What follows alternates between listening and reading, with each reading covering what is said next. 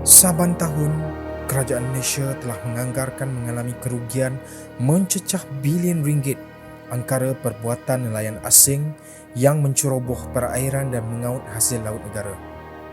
Kerakusan nelayan asing khususnya dari Vietnam mencuri hasil laut dengan menggunakan bot pukat ganding bukan sahaja memusnahkan ekosistem marin, malah turut menjejaskan sumber rezeki nelayan tempatan.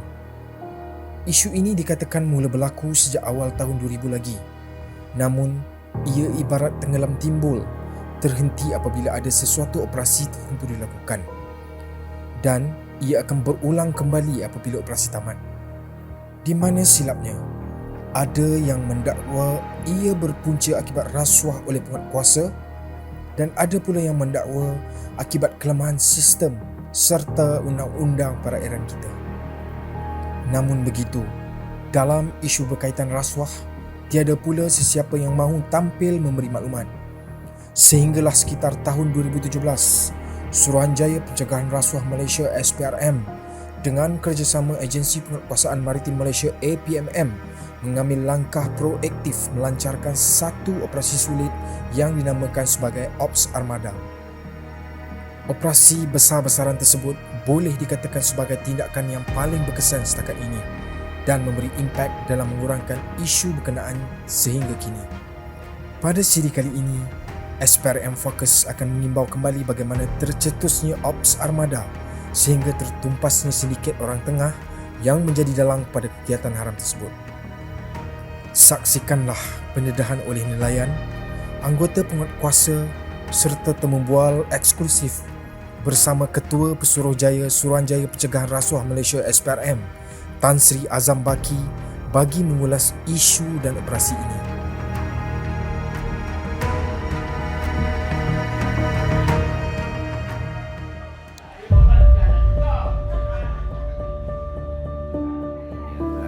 Pertama sekali kita gangguan pada nelayan tempatan. Contohnya macam ni lah, kalau kita buang unjak, tak sempat seminggu habis. Tapi bot-bot kita sekarang ni, walaupun dia kawasan sini ni bot si kurang lah, lebih daripada 10 raya.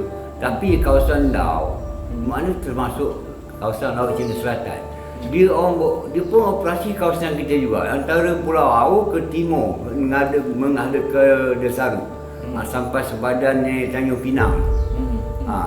Jadi di situlah kita akan mencari rezeki. Daripada beting 1 sampai beting 3, memang di situlah kami semua, baik Nindau, Mersing ataupun Sedeli.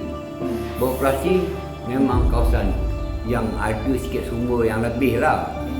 Tapi kalau lah masuk bot Vietnam ni, bot siang, bot Vietnam, jadi kita terganggu lah.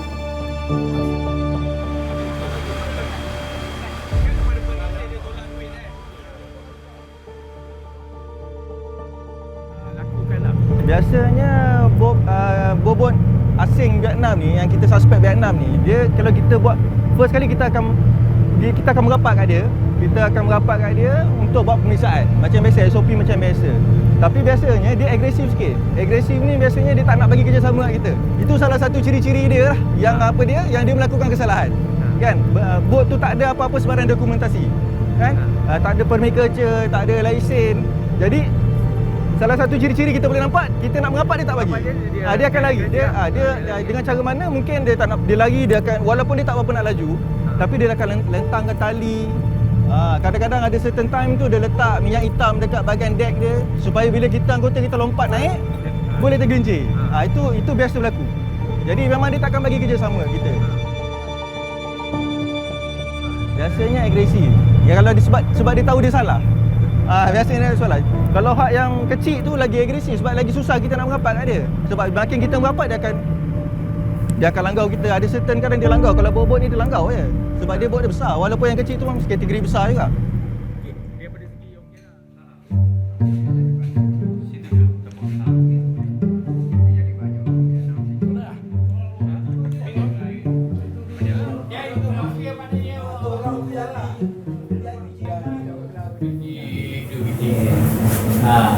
Itu cakapan.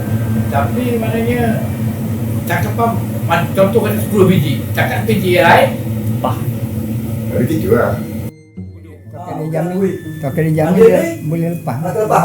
Boleh cuba.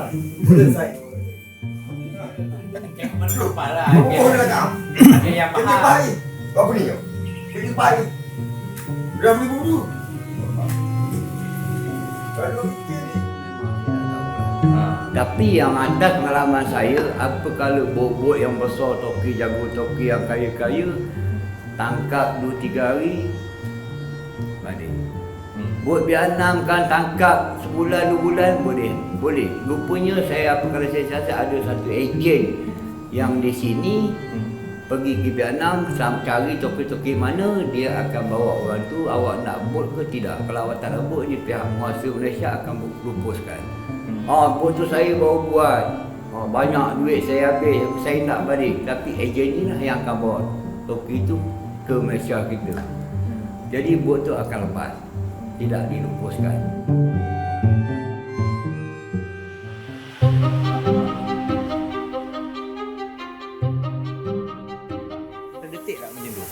Kalau ikutkan dari segi orang kata gerak hati, firasat, itu memang tak dapat dinafikan lah.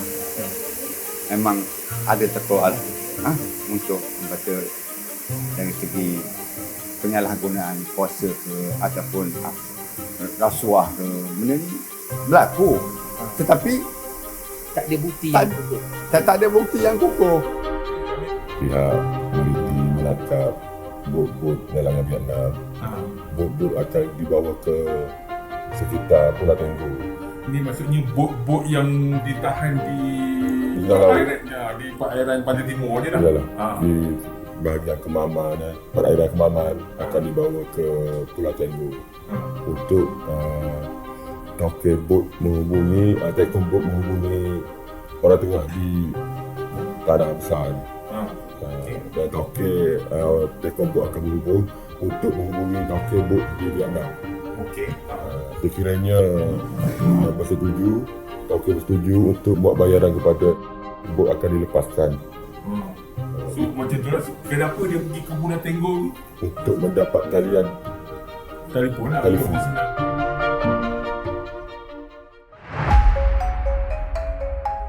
Dalam hal ini. Dalam kes isu armada ni, bisikan kita menunjukkan bahawa yang menjadi pokok ataupun asas yang kita kena selesaikan ialah pihak orang tengah.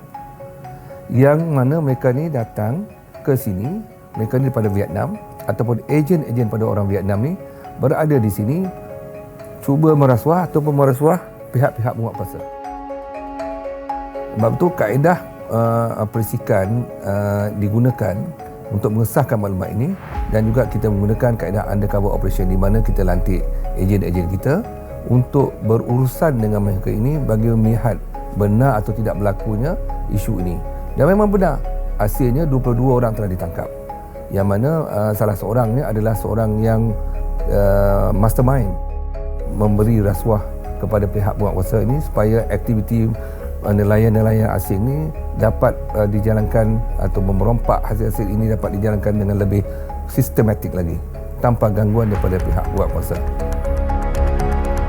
Akhirnya, hasil daripada semua pemantauan dan tindakan proaktif yang dibuat sepanjang 11 bulan, pada 5 November 2017, SPRM telah menahan seramai 22 individu berhubung dengan pencerobohan bot-bot nelayan asing ini.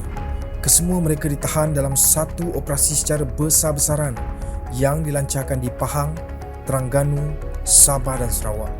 Antara mereka yang ditangkap adalah penjawat awam, pengusaha-pengusaha bot nelayan Vietnam dan orang tempatan yang juga berperanan sebagai ejen.